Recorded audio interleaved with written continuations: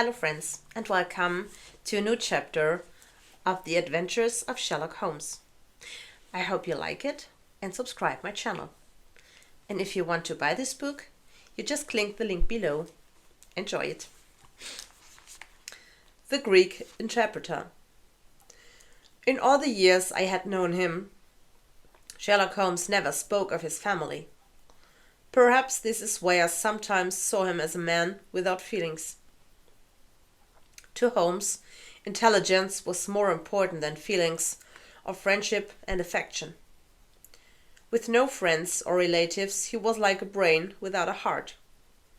So I was surprised when one day he began to talk about his brother. It was a summer evening and Holmes and I were resting after dinner. Our conversation wandered from topic to topic.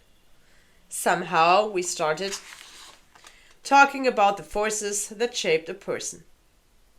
We wondered if we inherited our character from our parents, the way a son might inherit his father's eyes or a daughter her mother's hair, or whether everything depended on how you were raised.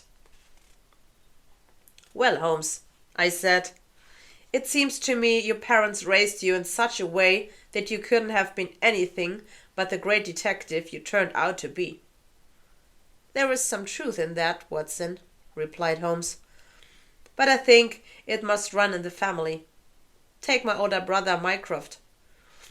Though we were raised in the same way, his skills are much greater than mine, I assure you." "Then why isn't he as well known as you?" I asked.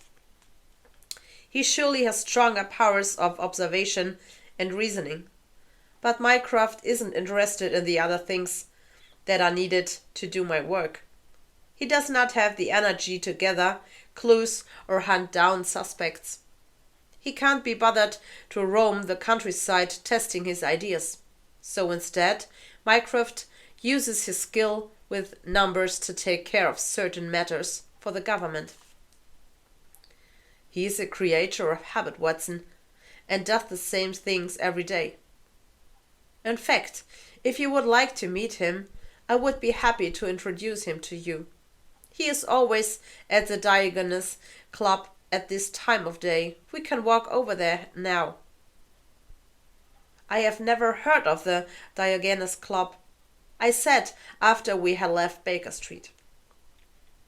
"Few have," Holmes replied. "Its members are an odd group. They don't go to the club to meet other members. In fact, there's a rule that forbids them from talking to each other. No, they go there for the comfortable chairs and the newspapers, and because it is one of the few places where they can be alone." We were soon at the Diogenes Club. Inside, I looked into a large room and saw a number of gentlemen sitting in armchairs. They were reading their newspapers. No one was speaking to anyone. Holmes explained that there was one room where conversation was allowed. He left me there and I waited quietly.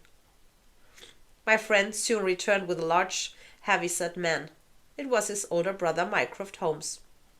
The brother's expression showed the same alertness as that of Holmes. "I am glad to meet you, Dr. Watson," said Mycroft. "Thanks to your stories about my brother's adventures, he is quite famous. By the way, Sherlock, I expected to hear from you last week. I thought you might want to know my thoughts on the Manor House case. It was Adams, wasn't it?" "Yes, it was Adams," said Holmes, as we sat down.